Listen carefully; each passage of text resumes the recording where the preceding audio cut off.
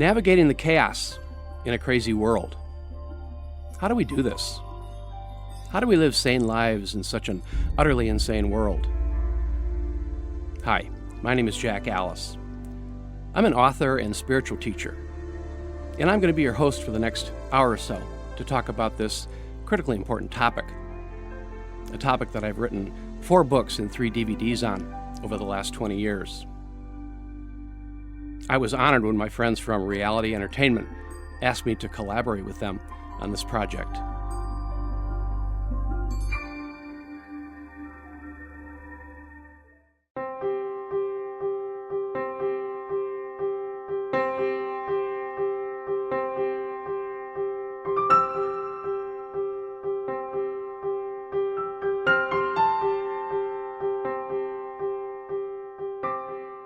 Yes, these are times of chaos for all people, all over the planet. These are times of paradigm shift, which means that our world is in the midst of a profound transformation. And in such times, chaos is to be expected. And this is happening on a couple of different levels, which are interrelated. One is a natural process, which dates back 6,000 years to the beginning of Western civilization in Babylon. This is the collapse of the civilized world, which has always been inevitable because it is built on a foundation that is so hideously out of balance with Mother Nature and her laws. Such a world cannot possibly sustain itself because it plunders the very environment that humanity needs to survive. And we've reached the end of this cycle, as we can see playing out every day as the civilized world crumbles around us. And don't think of this as a bad thing.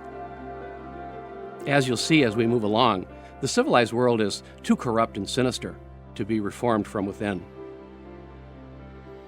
So this collapse is our only real hope for meaningful change. And learning to manage it is something we're going to be talking about. The collapse of Western civilization is also the final part of a longer process or cycle, dating back to well before 4000 BC in Babylon. For many of us, this came into view for the first time with the energetic shift of winter solstice 2012, which marked the completion of the cycle of the precession of the equinoxes, which is a 26,000-year cycle. On this level, this shift means a transformation from one world, which is dying, to another which is being born from its ashes. A shift that was recognized by indigenous traditions spanning the globe, such as the Maya and the Hopi. We are still in the midst of these transformative energies. There is another level to the transformations of our times, one that is not natural, but a result of the deceit and manipulation of the powers that rule the world from behind the scenes.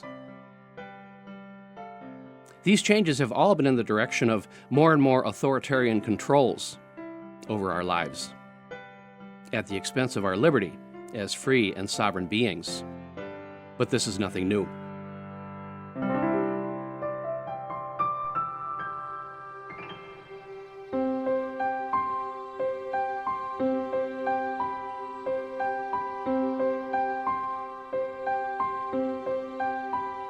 We've been moving in this direction for some time now, like since the end of the Civil War, at least. Add to this the trend toward more and more power and authority in the hands of global entities and institutions, like the UN and the International Monetary Fund, at the expense of the sovereignty of America, which in theory is still a republic of, by, and for the people. This was glaringly true in the alleged pandemic of 2020, with the power that was exercised by the pharmaceutical cartel and the World Health Organization, both international in scope.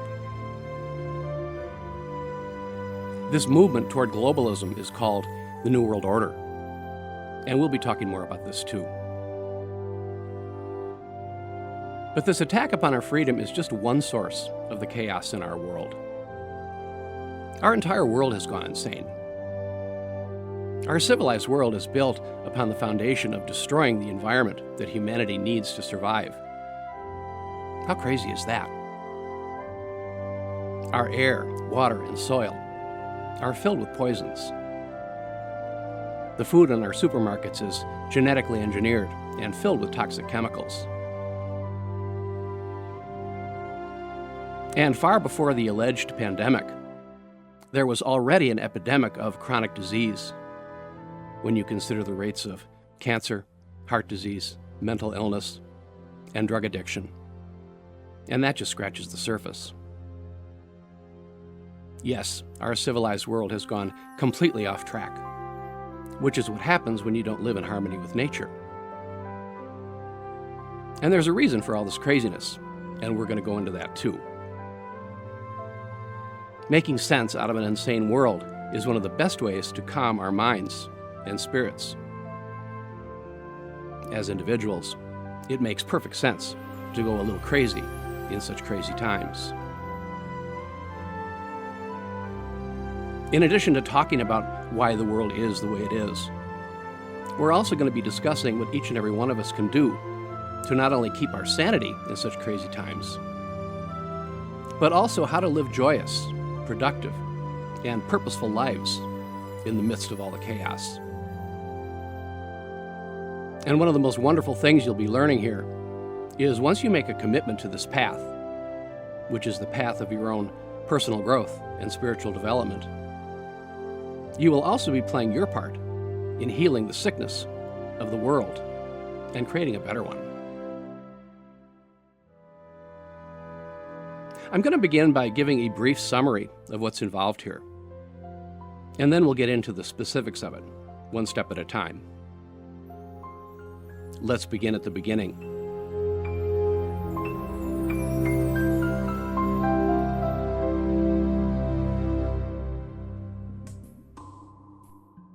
What is our primary tool in accomplishing this? Our primary tool to navigate the chaos and develop our full potential as human beings? The answer is simple. It is our spirituality. And I mean something very specific here by spirituality. I like to refer to it as our indigenous spirituality, because this is a form of spirituality that was practiced by all the ancient indigenous people of planet Earth, including the Maya of Central America, the Baka of Africa, the Kogi of South America, and virtually all the Native American traditions. It is a form of spirituality that we can all embrace, and we must embrace if we are to fix the imbalances in our world and in ourselves.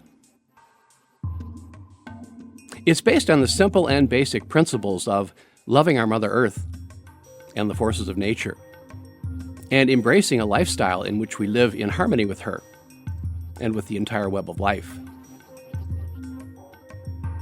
There's a great lesson to be learned here, because our indigenous relatives were successfully doing this one thing, living in harmony with nature. And that's what's missing from the civilized world, which is responsible for its demise. Not coincidentally, it is also responsible for the demise of its people, who live lives of sickness, alienation, despair, and anxiety. The model of indigenous spirituality is what we must follow if we are to change the world. It is also the model we must follow if we want to change ourselves. Nature is our most important teacher and healer, and getting back into the rhythm and flow of her forces is vital for our physical, mental, and spiritual well-being. There's another tool that is needed to navigate the chaos. If we don't have this tool in our tool chest, we will not be able to develop the full potential of our multidimensional spirituality. And the craziness of the world will probably get the best of us.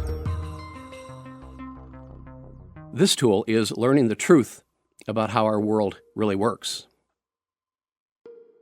The version of reality we are spoon-fed in the mainstream system is a monstrous lie. And this includes what the mainstream media tells us and what our government tells us, both Democrats and Republicans.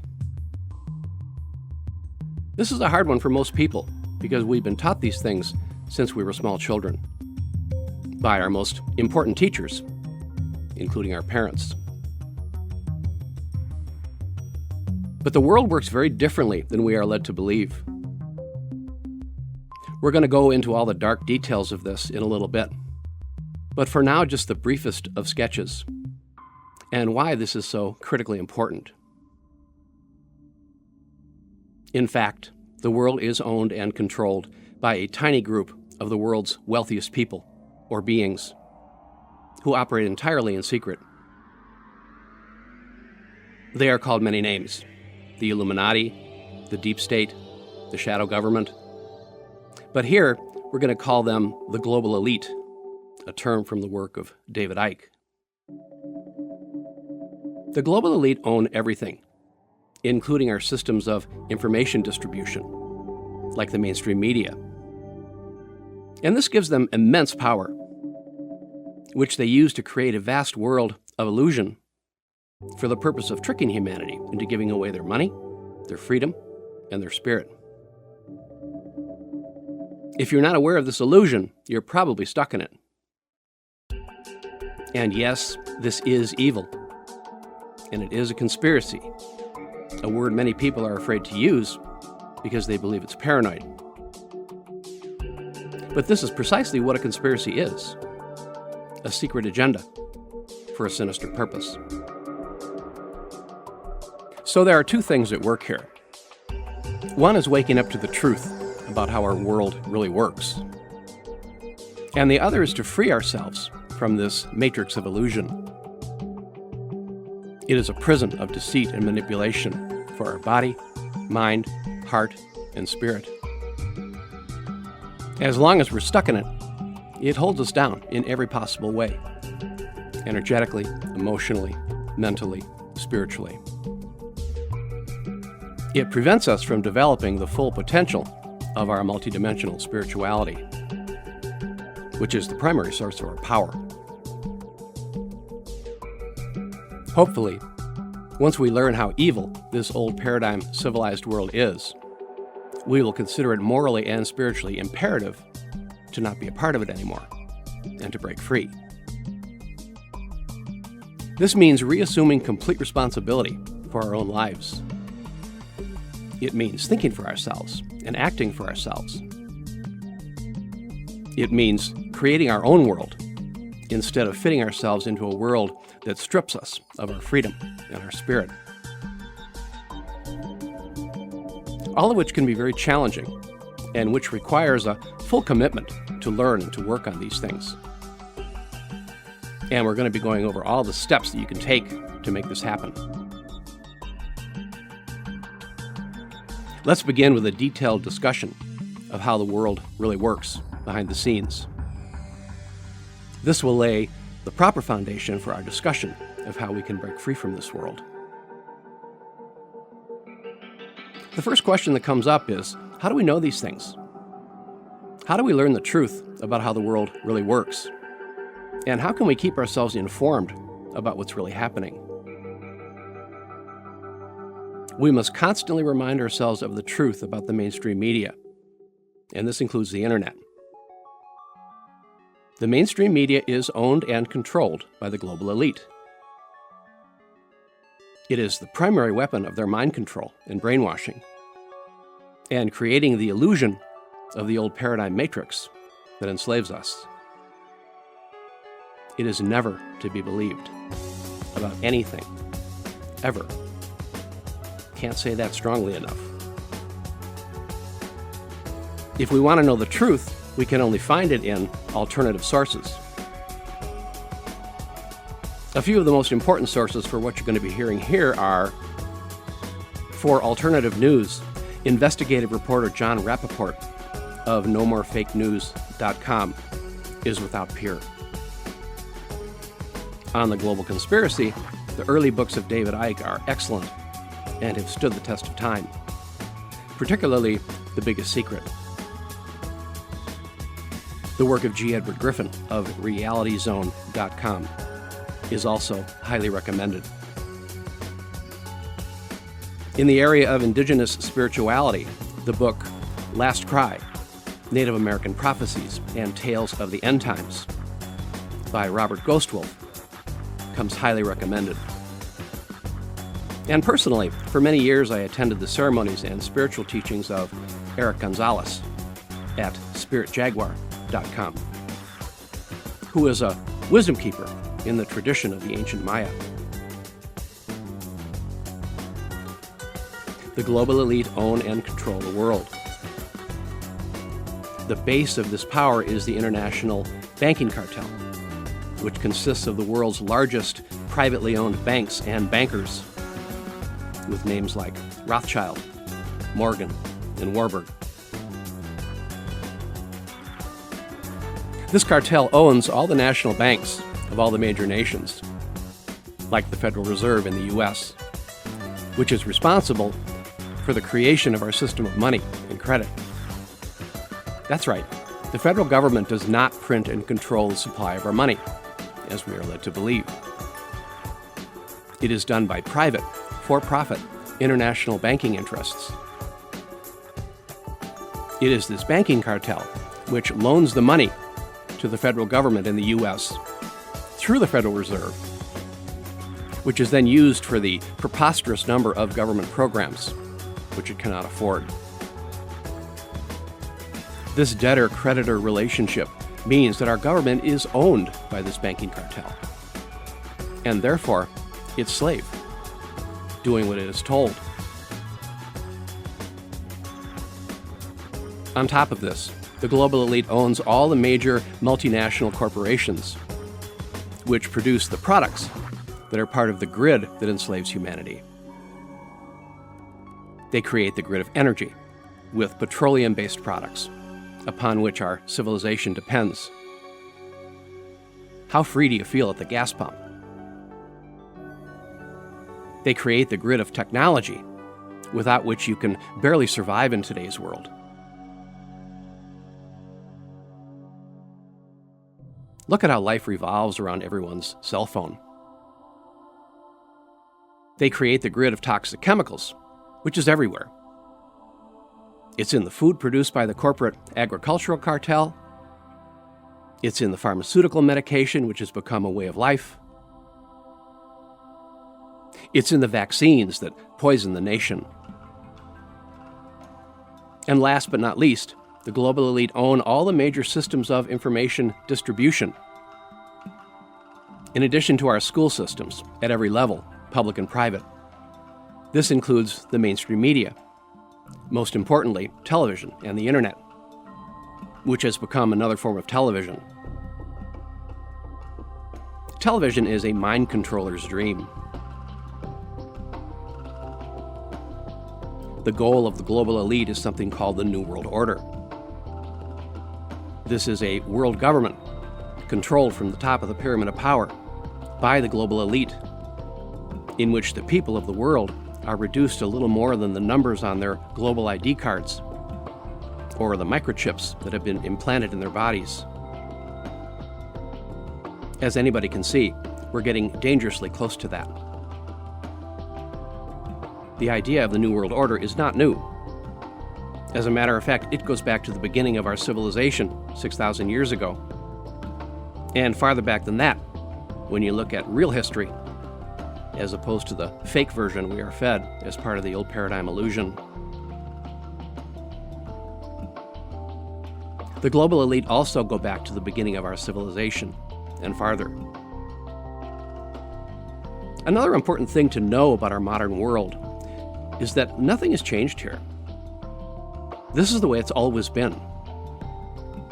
The world has always been run by the elite, the precious few at the top of the pyramid of power, with all the land and all the money.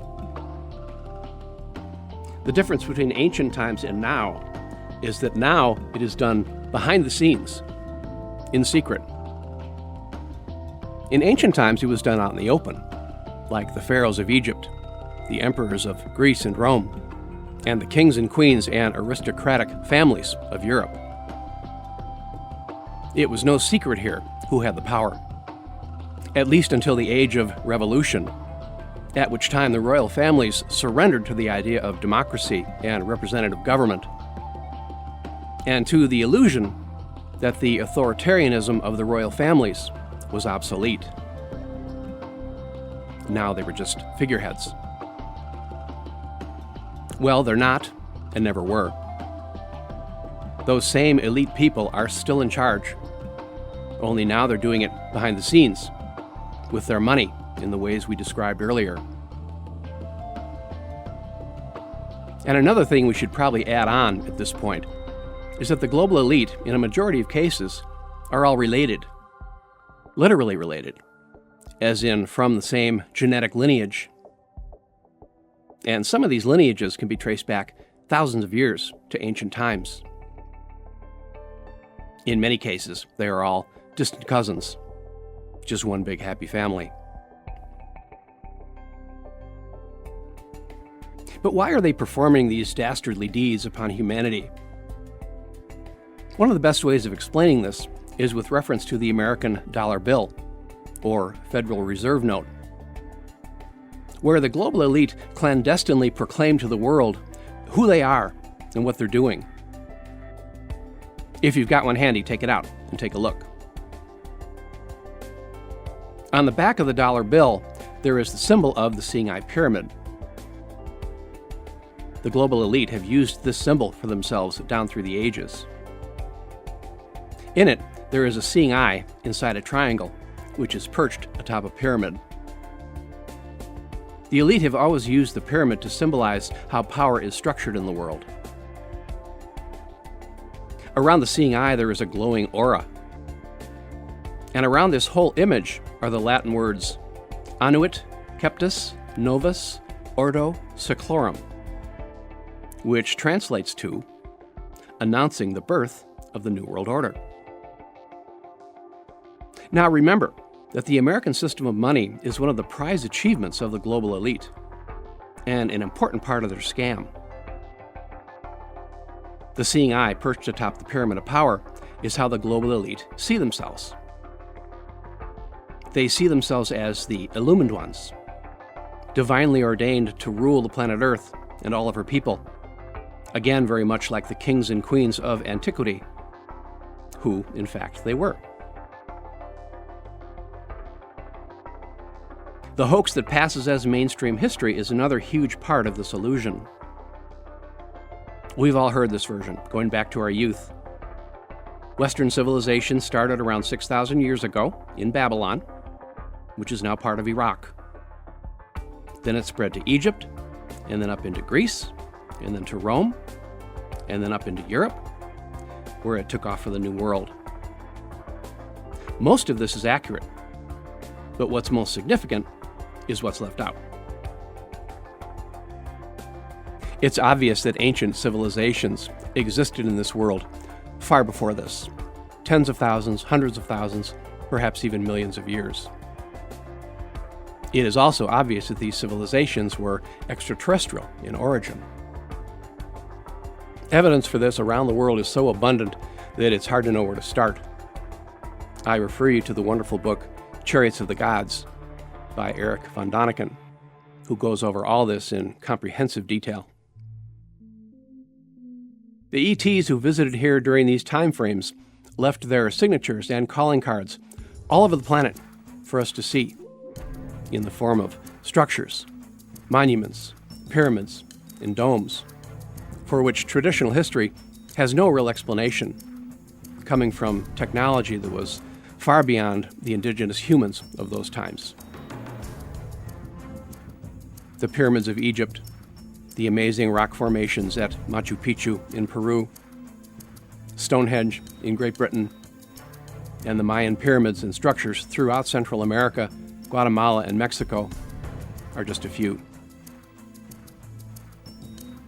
Most of these structures were built according to the principles of sacred geometry, precisely at the intersection of the Earth's crucial meridians, or energy lines, aligned with constellations and astrological points of reference hardly the work of a primitive people.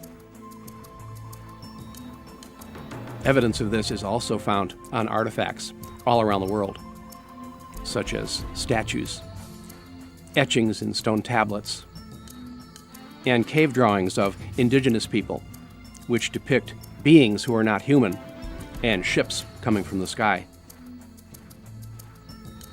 Ancient religious texts and scriptures from virtually every culture on Earth, including the Old Testament of the Bible and the Popol Vuh of the Maya, also tell the same story of lights coming from the sky and celestial beings or gods who came from the heavens. This same story was also told in most of the oral traditions of the indigenous people of those times, which is another critical source of our information. One of the biggest breakthroughs in understanding the true history of our planet came from the work of Zecharia Sitchin in the 1970s. Sitchin was the translator of ancient tablets that were discovered in Sumer, which was part of Babylon. The tablets dated back 6,000 years, and they told a story that completely overturned the commonly accepted view of the world. They told of a race of beings who came to the earth from another world about 200,000 years ago for the purpose of colonization and to mine gold. These beings also claim to have created a slave race by combining their DNA with that of native humans in the laboratory, creating a race of genetic hybrids, part ET, part human. Of course, the established system called all this nonsense and branded Sitchin a madman. It should be pointed out, the extraterrestrial beings from the Sumerian tablets were just one type, from one planet, at a distinct time, and in a distinct place. As von Daniken's work shows, there were many different types of ETs, with different physical forms. They came from different worlds, in different parts of the universe, and they settled in different parts of the planet, at different times, though there may have been some connections between some of them, and probably even some wars. The Sumerian tablets also depicted a recurrent theme in all the ancient scriptures and texts dealing with the ETs. And this is a variable that must be considered in the totality of our real history up to the present. This was the interbreeding of the ETs with the indigenous people of those times, creating a race of genetic hybrids, part ET, part human. Some of this was done the old-fashioned sexual way, and some of it was done in laboratories. The Mayan Popol Vuh tells the story of the gods, who were very mysterious beings, making 4 attempts to create human beings, once out of mud, once out of wood, and the first 3 attempts failing. When we consider the possibility of genetic hybrids in our history, the ramifications are mind-boggling. A good case can be made that these hybrids in human form are part of the global elite and have been running the show on planet Earth for a long time. A good case can also be made that the entire white race is such a hybrid, which would help to explain why they have plundered the planet and her people since they've arrived. Because they're not human, not entirely. This story goes on and on, but I'm going to add one last piece, and then we'll call the puzzle complete. This is one of the primary tools or tactics the global elite have used throughout history to keep humanity under its sway. Their incredible power also gives them the capability to create disasters, which they then provide the solution for, which is always the same: more power in their hands at the expense of the liberty of the people of the world. These disasters include wars, financial collapses, blowing up buildings and blaming it on imaginary enemies, epidemics, and more recently, environmental disasters and catastrophic weather, with droughts, tsunamis, and hurricanes of increasing destructive intensity. Very few of the disasters we experience are of natural causes. Invariably, they are the result of tinkering by the global elite. And regardless of when you're watching this, you are in all probability in the midst of their latest engineered disaster. The alleged pandemic of 2020 fits very neatly into this pattern and illustrates nicely how it all works. It was an engineered disaster, and it was mostly a hoax, which was used by the global elite to take a major leap forward in the creation of their global order. I say mostly a hoax because it's clear there was a virus. People were getting sick, and people were dying. But this was nowhere near the magnitude of what was being reported. Rather than a pandemic, it was more like a bad flu season with a bad virus. And this virus was probably also intentionally released, an act of biowarfare. But regardless of who released it and where, the end result is the same. This manipulation of reality was caused by two things. One was the diabolical picture that was painted in the mainstream media, under the control of the pharmaceutical cartel, under the control of the Rockefellers, and part of the global elite.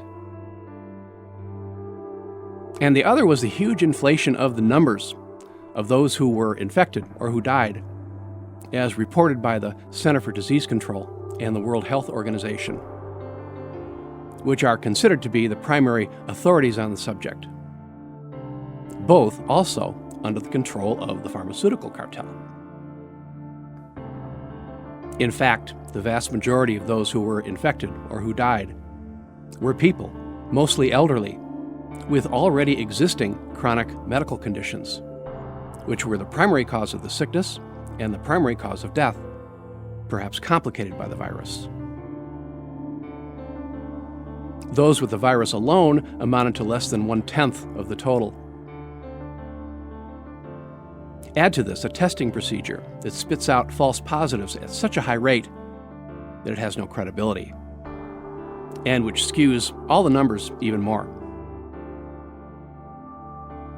But everything worked out precisely as planned.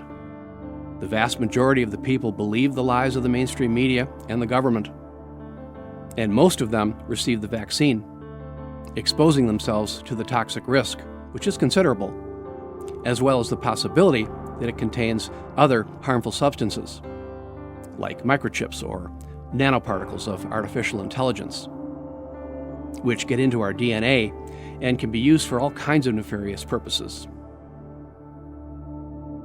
By the time you watch this, much more will probably be known about the pandemic hoax. Hopefully. Not a pretty picture. We could go on, but the primary points have been made. So let's call our puzzle complete. Now we can move on to, what do we do about all this? As stated at the beginning, our goal here is to learn how to navigate the chaos of the world that's been created for us. And let's highlight that, because it's a crucial point in everything we're talking about here. This world of chaos is a result of a world that has been created for us. It's all part of the illusion that is designed to imprison our minds and our spirits.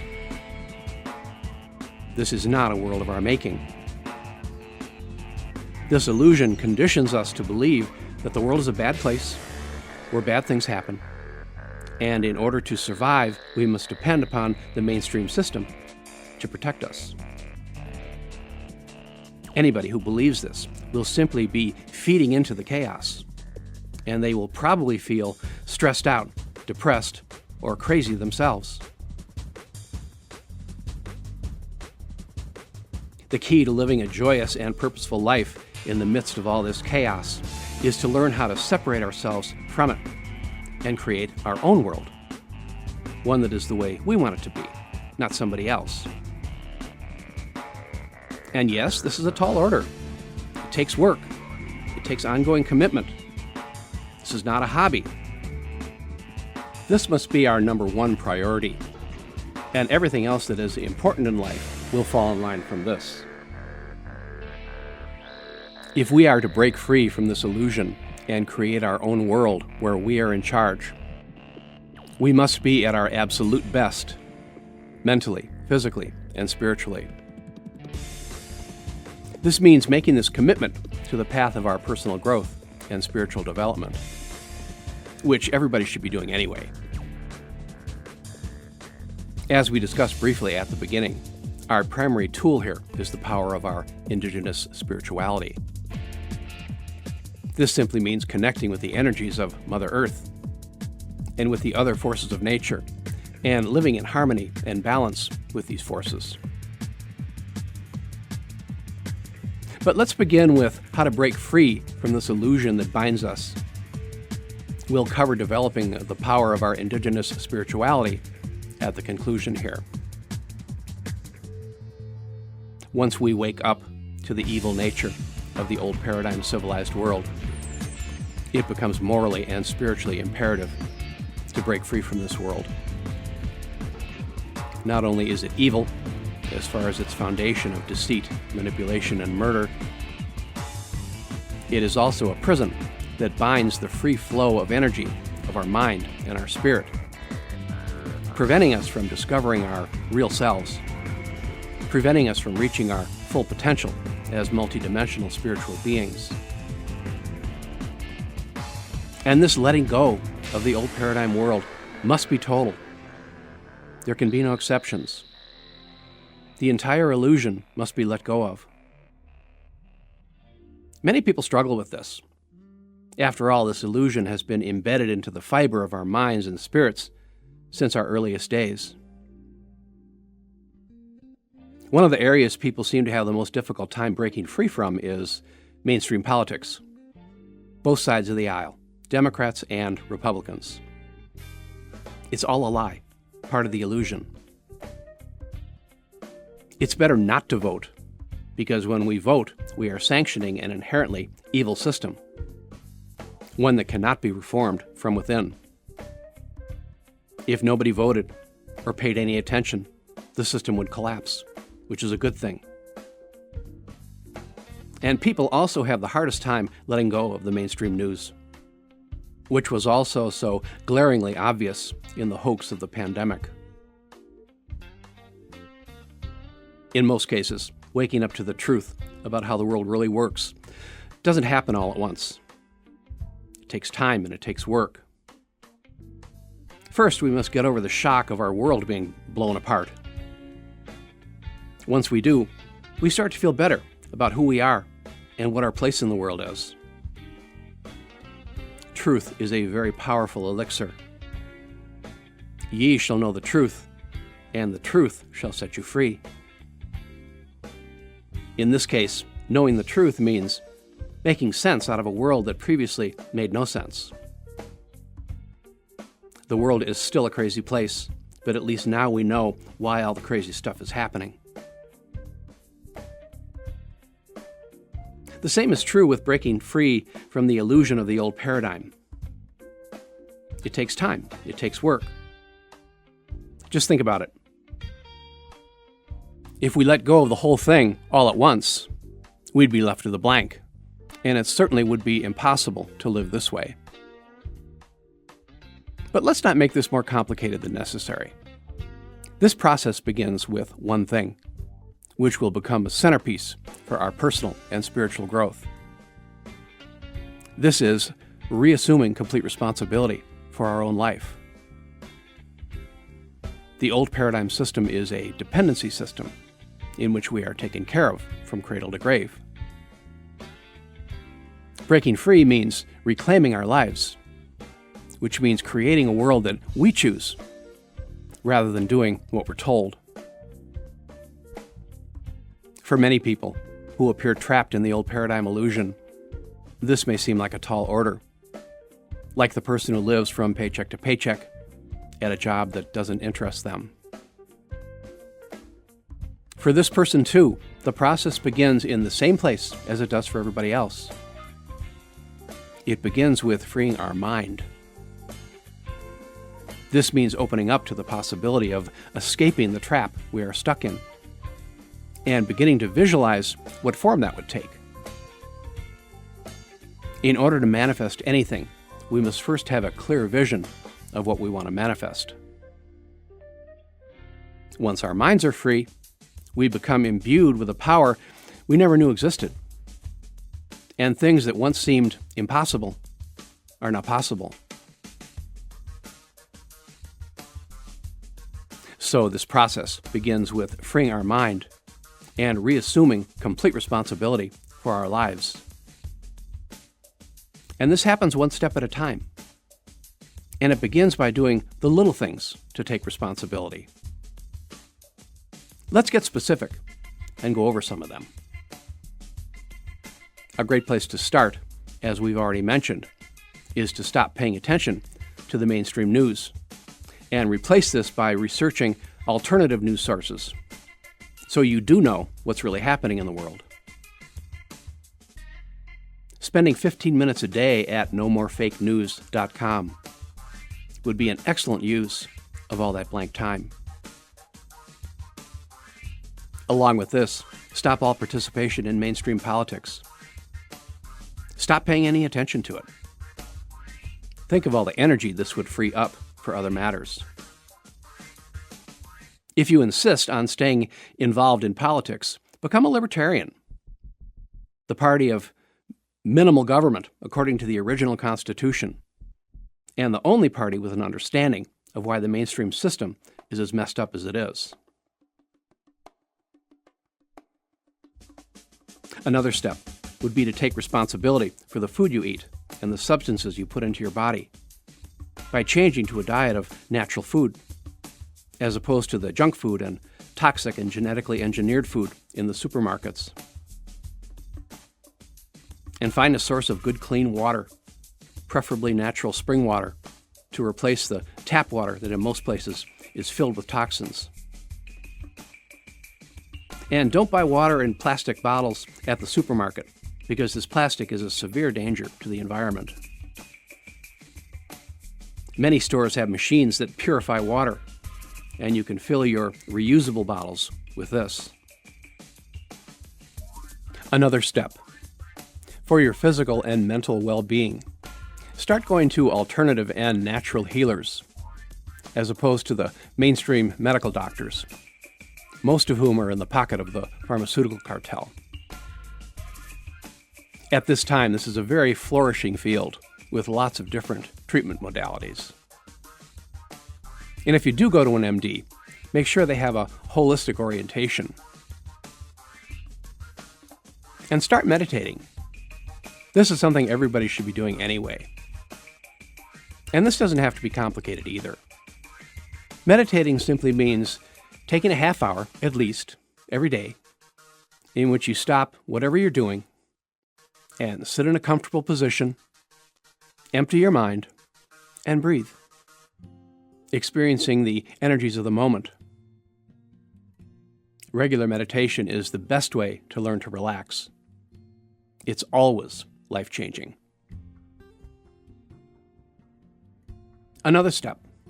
Read books, watch DVDs or videos online, and go to seminars, like you're doing here, to learn more about everything we're talking about here. Seminars are a great way to learn and a great way to meet the kind of people we share things in common with, which is very important. And there's never any substitute for reading a good book that teaches and inspires. Reading time is sacred. Another step, for those of you who have children, get them out of the mainstream school system and start educating them at home, which is your fundamental right and responsibility. Emotionally well-balanced children have a natural craving to learn and are their own best teachers. And get involved in the homeschooling movement in your state. Also a great way to meet the right kind of people. Another step. Spend time every day in nature. I can't stress the importance of this enough. This is one of the things that's missing from our civilized world, which is responsible for its demise and for the epidemic of physical and mental sickness.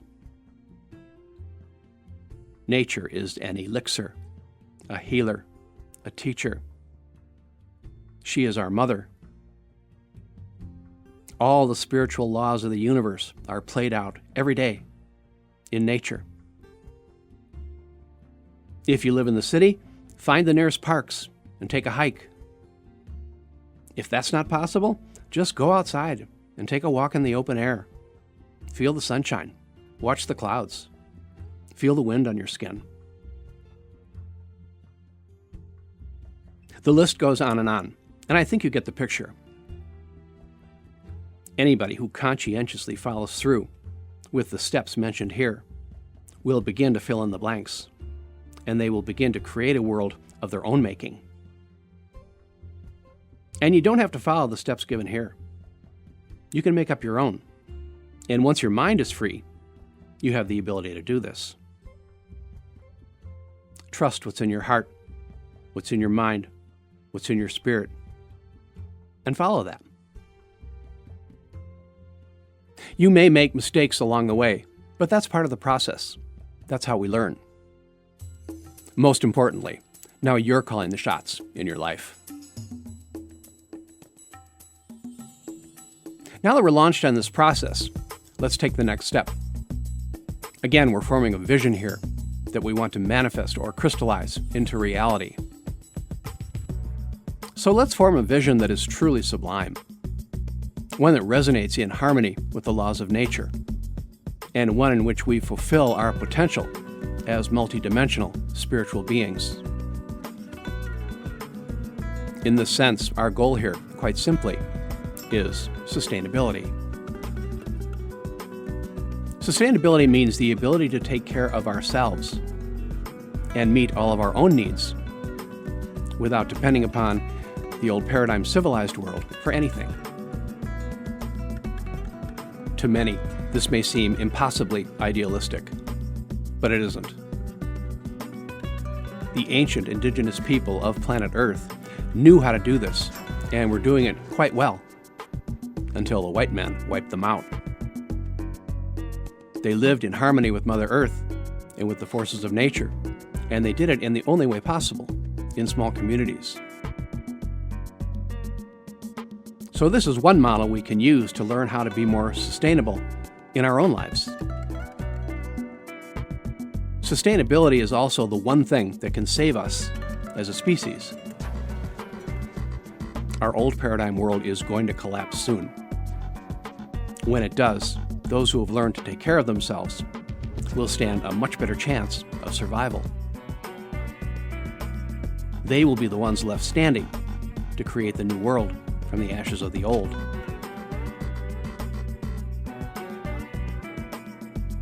Another part of this vision is returning to live in a state of nature, again, like our indigenous relations. It's necessary for us to start thinking about getting out of the cities. Cities are a major part of the problem. They are part of the illusion that imprisons us. People are not designed by nature to live that way. Cooped up like chickens in a coop, pecking away at each other, piled on top of each other, crammed in traffic, breathing fumes, with the constant din of city noise, not to mention smothering our Mother Earth with cement and skyscrapers. People are designed to live in the wide open spaces where nature is undisturbed and where we can connect with her vital energies. This is a fundamental source of our health and vitality.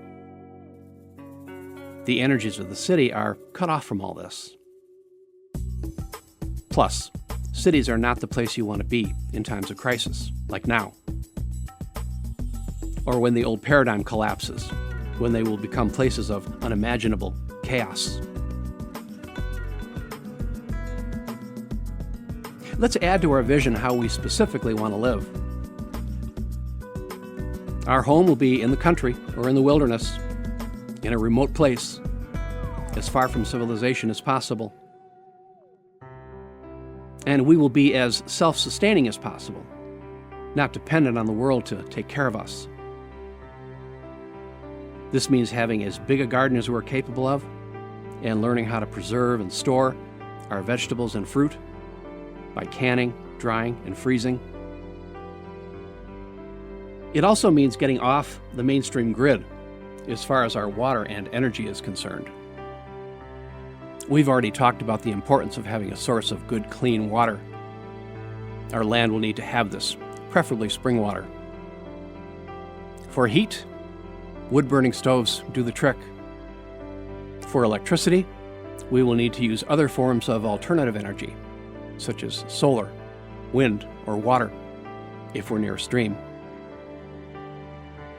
And yes, all of this will take a lot of work, and will be the most efficiently achieved if we were part of a small community, consisting of at least 4 or 5 families, working toward a common goal.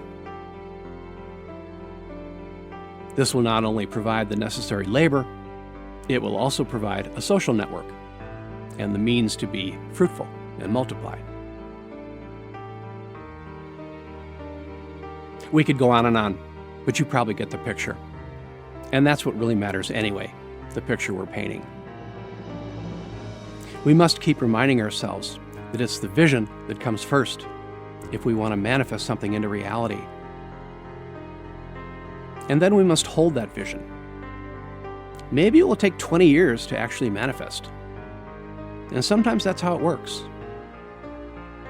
But still, it all starts with the vision. And all the things we talked about in our new lifestyle are things that we can begin to think about, learn about, and practice in our everyday lives. Even if we're stuck in the city, even if we're still stuck in the illusion, that's how we get out.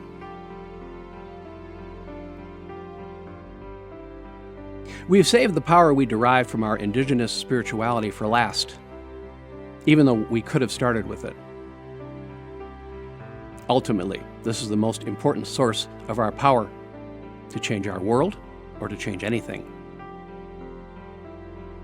This is the force that we must follow in life that defines our path. For our indigenous communities, this is what guided them in everything they did and allowed them to live sustainably in harmony with the earth. Anybody who conscientiously launches themselves on this path will discover their indigenous spirituality naturally as part of that process. When you live a life that is in harmony with the forces of nature, you will naturally and inherently discover spirit, because nature is imbued with the spirit. Let's explain what we mean here by returning to our indigenous relations.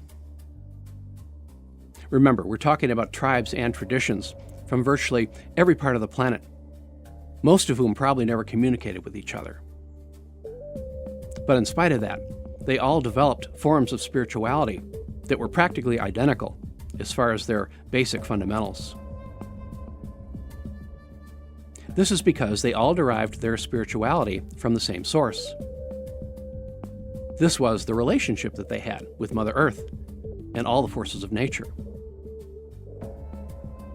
They saw the earth as their one true mother, along with all the other elements and elementals, natural forces and frequencies of this vast ecosystem or web of life. They clearly understood the magnitude of the energy that nature bestowed upon them and shared with them, energy that gave them life, and energy that they needed to continue to live. There was the energy of Grandfather Sun, the father of all life. There was the energy of the air, which gave them life with each breath. There was the vital energy of the water, without which nothing will grow. There was the energy of the soil, from which seeds sprouted, and from which all the trees, vegetables, and other vegetation grew. Like Einstein and the quantum physicists who came along at the beginning of the 20th century, they saw the world as a vast network of pulsating energy, where everything was connected to everything else. Also, like the quantum physicists, they saw this world as governed by an unseen intelligence, not a random accident, and not following mechanical laws. They called this unseen intelligence spirit.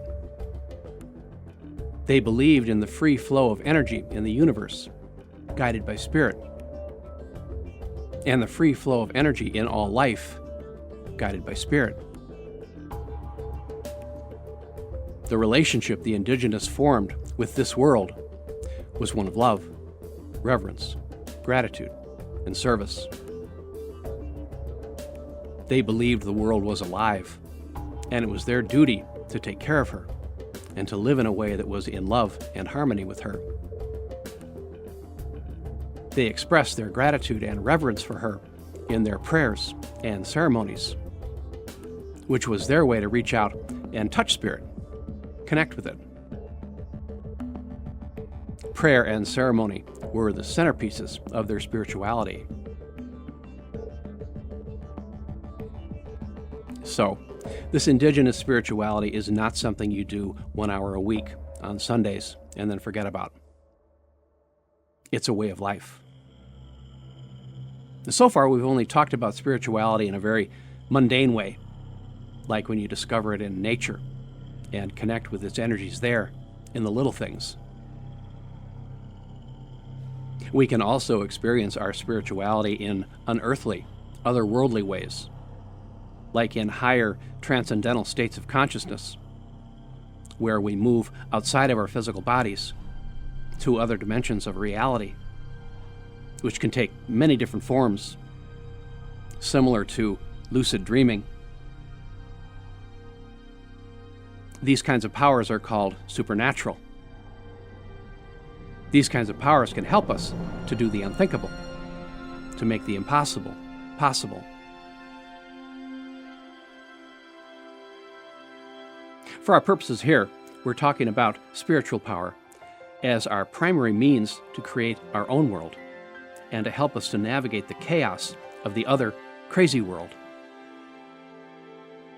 When it's done properly, that's what it is. It's a way of life. It's a different world, a world of our own making. It's a way of life that makes sense and gives us an immunity to the craziness of that other world. It's a way of life in which our primary goal is always the same: to connect with the energies of the divine spirit of a living universe, and to follow that path wherever it leads. We do this by attempting to live life with an energy that resonates in harmony with the natural forces and frequencies of our world. Living with the proper energy or vibration means living with feelings of relaxation and feelings of basic trust that if we live properly, then the world will take care of us. Feeling safe in this world is an essential aspect of the spiritual path. And there are many ways we can maintain the state of being and develop and practice our spirituality. One of the most important is prayer, when we talk to the Divine Spirit. And also pray silently by listening to Spirit. Meditation is another form of prayer, where we sit quietly, turn off our rational minds, breathe, and just be in the moment, flowing with whatever is. Meditation is the best way to learn to relax. And living in a state of relaxation is another essential aspect of the spiritual path. There is no place for anxiety in this world. Ceremony is another way to practice and develop our spirituality. Ceremony is anything we do to connect with the Divine Spirit and with the Spirit within ourselves. Fire circles or ceremonies were practiced by virtually all our indigenous relations. where the community gathered around the grandfather fire and prayed for connection and guidance from this great spirit. Another form of ceremony, whether done around the fire or not, is music and singing, which raises the frequency of our vibration and helps us to connect energetically with the world of the spirit, such as chanting, drumming, shakers, didgeridoo, or other horns, and dancing, or moving spontaneously to the music, which also raises our vibration and elevates our consciousness. Smoking the ceremonial pipe or peace pipe with tobacco is another form, as is taking hikes or pilgrimages to sacred sites. Anything you do to connect with spirit is a ceremony. Swimming in a cold mountain lake can be a ceremony. For many of you, this may seem overwhelming because it is such a far cry from how you're currently living. But please don't be discouraged. It's this way for most people. Breaking free from the matrix of illusion and creating your own world is a process, taking place over time, step by step. Be patient with this process. The most important thing you can do is to make a commitment to this path, which is the path of personal growth and spiritual development, and then do it. It's not something you just do in your head. It takes action, designed to become a way of life. You are a little like Neo in the movie The Matrix, when he was rescued from that pod where all his energy was being drained. And he wakes up in a world where he must learn everything for the first time, like seeing. Fortunately, he had Morpheus, a wonderful teacher. It's up to you then to find your Morpheus. Who knows? Maybe this video can get you launched. Or maybe the spiritual path intrigues you, but you're just a beginner and you don't know where to start. You're not part of a spiritual group. You don't know any prayers or songs. You don't have a drum. And if you drummed, your neighbors would probably call the cops anyway. Well, don't worry about it. Remember, it's a process, one step at a time. All you need to have your first ceremony is a candle. Light your candle and put it in your favorite spot in your home. Sit before your candle and meditate. Breathe. Just be in the moment. And then, if you feel like it, pray. Talk to Spirit. Introduce yourself and say who you are and what you're doing and what you want to accomplish. And then pray for guidance and give thanks for this wonderful opportunity to learn. There. That's your first prayer, your first ceremony, and you're launched. And everything else will spring from this one simple act. There are no quick fixes here, but please don't think of this path as drudgery and pain. The path you have chosen and the new world you create, you will find fulfilling and joyous. It's fun to learn. It's fun to change. It's fun to learn who you really are. It's fun to find your place in the world. Yes, you are navigating the chaos of a crazy world by replacing it with a world of your own making, a world that is sane, and a world that is in harmony with the laws of nature. One of the wonderful things about this path is you are not only taking care of yourself, you are also playing your part to change this crazy world by creating a new one from its ashes. If enough people launched themselves on this path and withdrew their support and energy from the matrix of illusion, the illusion would fall apart. It needs us to hold it up.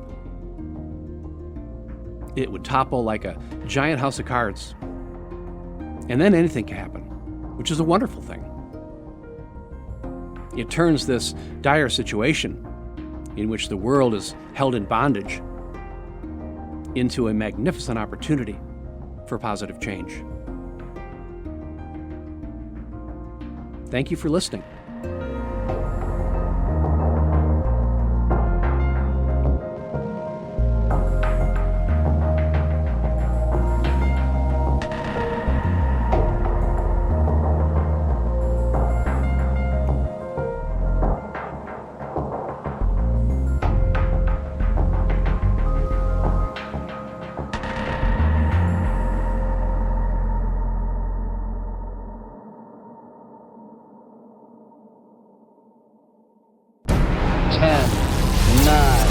Ignition sequence start.